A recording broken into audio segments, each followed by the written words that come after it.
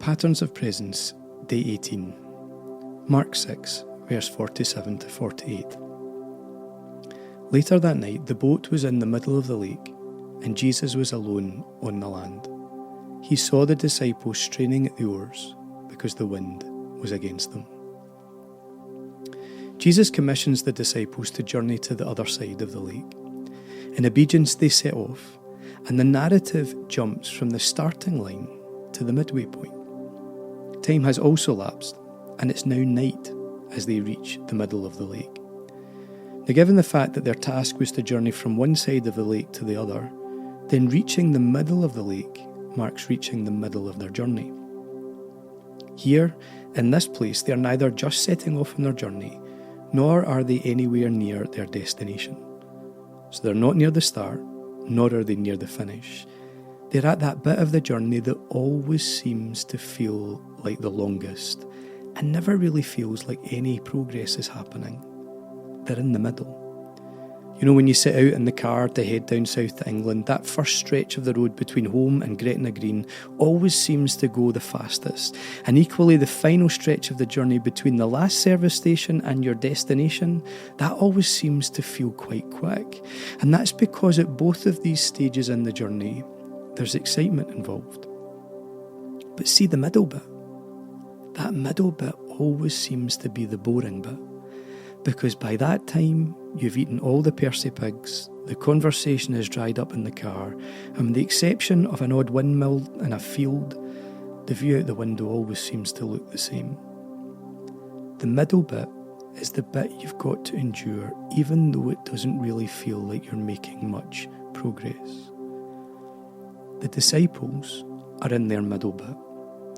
They would have initially been quite excited setting off from the shore, probably buzzing after the loaves and fishes shenanigans. They probably had loads to talk about as they shared the reaction to food multiplying at their fingertips.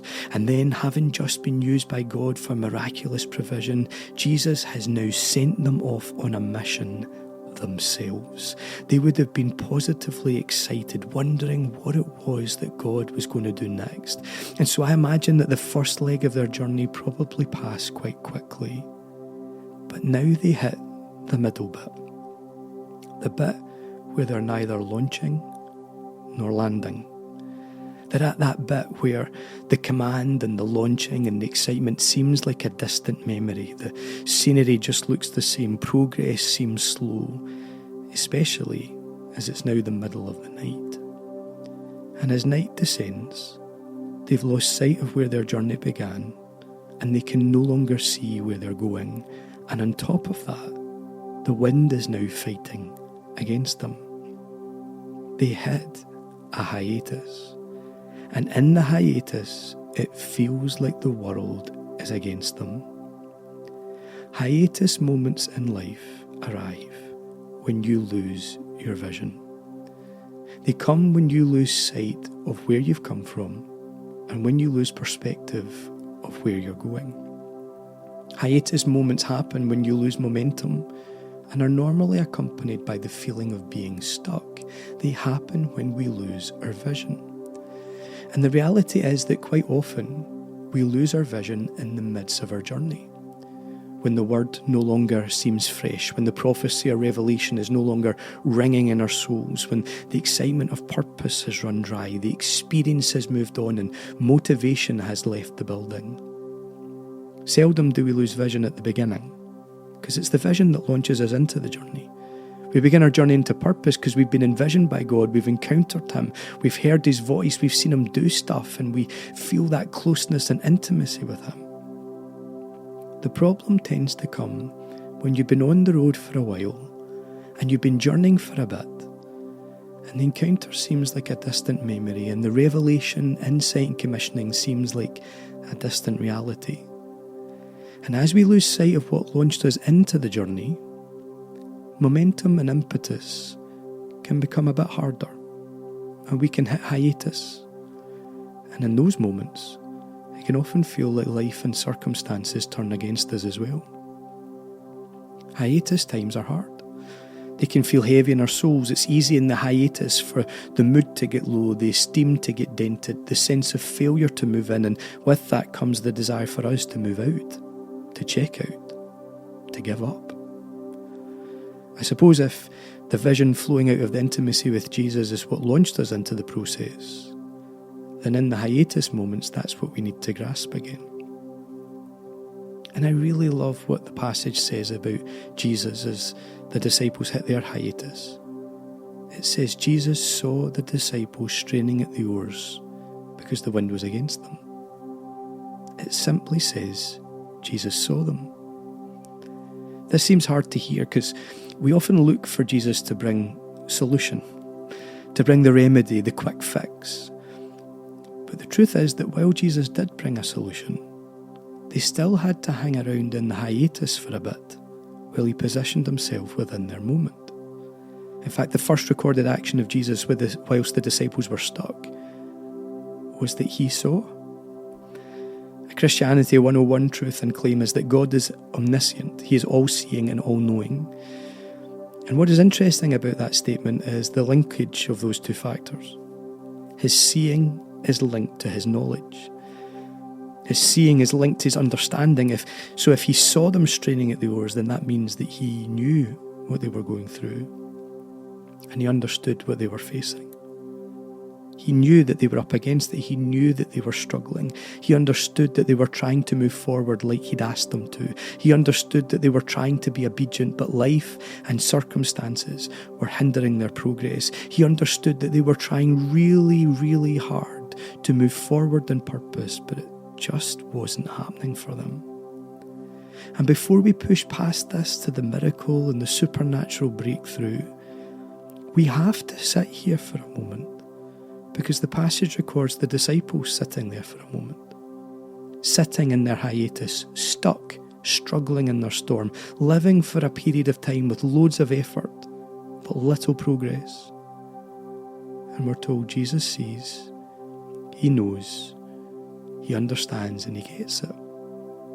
Yes, he does act. Yes, he does move. Yes, the best bit of the story is when he turns up and exercises his authority and proves his divinity. But here's the thing, in the space when the manifestation and divine intervention isn't happening, he sees, he knows, he gets it, and he cares.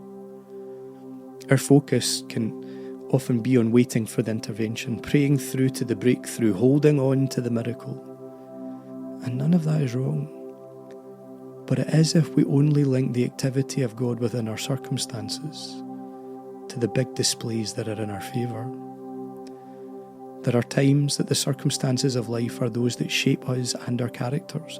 There are moments when we need to sit in the middle of the muddle. There are times when we have to endure through the mundane and the hiatus, the challenge and the difficulty, for they are that which brings resilience, strengthens our resolves and shapes our faith. They are that which are sent to hone our priorities. Difficult seasons aren't always sent to test us. More often than not, they are used to shape us, to rearrange the furniture in our souls, to get us to let go of things and to get us to hold on to other things, to help us realign what is of value and what is not. And most times, they deepen our dependency on God because they show us that even what seems basic and ordinary, even the simplest of tasks, like asking a bunch of experienced fishermen to sail a boat from one side of a lake to the other, even those regular and easy aspects of life require all-out dependency on God, because we never know what the journey will involve. But if we only ever link his activity to his intervention, then we will lose sight of him, of hope, and of the point of all. Instead, we maintain our hope when we understand that even when we're up against it, even when we feel like we're failing, even when we feel like we've fallen at the first hurdle and we're stuck when we should be making progress, we know this. Jesus sees, he knows, he gets it. He understands what we're going through. He has compassion. He's not angry. He's not disappointed. And at the right moment, he will turn up walking on the waters. We just need to hold on. Today, pause. As you journey through this day, you might not see direct intervention and powerful manifestation. Your day might not be packed full of miracles and supernatural exploits. It might feel the same as yesterday and the day before.